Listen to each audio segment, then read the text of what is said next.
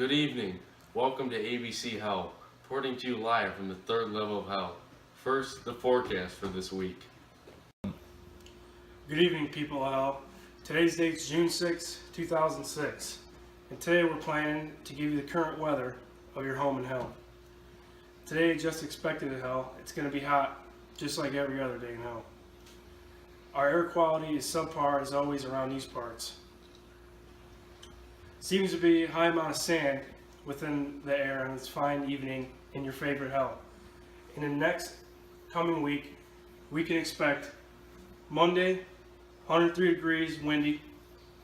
Tuesday, it's also the same, 103 degrees and windy. Wednesday, what do you know it? It's 103 degrees and windy.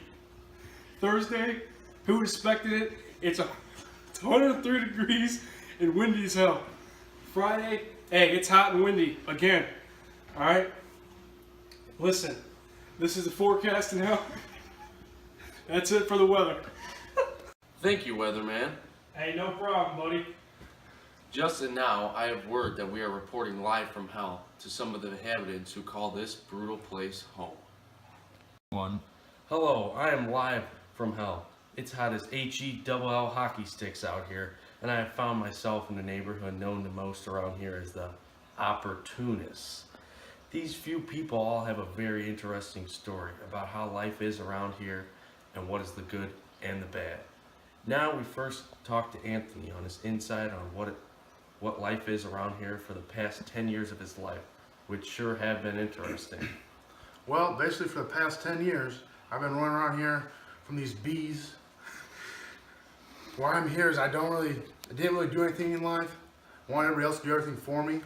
I would go to work, not do my part, hoping everybody else would do mine, basically. Thank you. Now for our second inhabitor of hell. His name is Fred, and he has also spent a long time in this neighborhood and can give the viewers at home a great taste of the history which this neighborhood acquires. Fred? How you doing? I don't think I followed the right path, and it's finally biting me back in the tail. Literally. These darn bees don't let up a bit. Usually bees die when they sting you, but these, that's a different story. I guess it would make sense, you know. I mean, I am in hell, so. Okay, well there has to be a reason why these bees are constantly inflicting so much pain on you. Why is this so? Hey, I thought you'd never ask me. I grew up in a home where I had to live on my own. I really did not have a parent figure, if you want to call it that. So I had to teach myself things that a parent usually teaches their kids. Ever since I was a kid, I only cared for myself. I needed to do what I needed to survive. I didn't care for anybody else. I didn't listen to anybody. You know, that's just how it goes. I don't know. Very interesting, very interesting. And that's how I landed myself in this hellhole. Yeah, well, yeah. Wow, I mean, that's a really truly moving story. Yeah. I also have Jay here, which we haven't got to that part yet. Wow, truly a moving story. I also have Jay here, our third interviewee of this evening, from this great neighborhood, who is also a proud member of the third level of hell and enjoys his time here from time to time. Hey Jay, how's it going around these parts? And can you give me an insight of what you're doing here? And also how the quality of life is around this joint? This place sucks. They say I ended up here because I was always changing my mind and I couldn't stick to one thing, but how can you blame me when one thing comes up that's way better than the last? Why wouldn't you want to change your mind?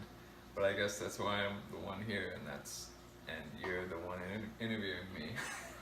Bees constantly stinging you, and you better not stop running, because that's when the maggots get to you. And Yeah.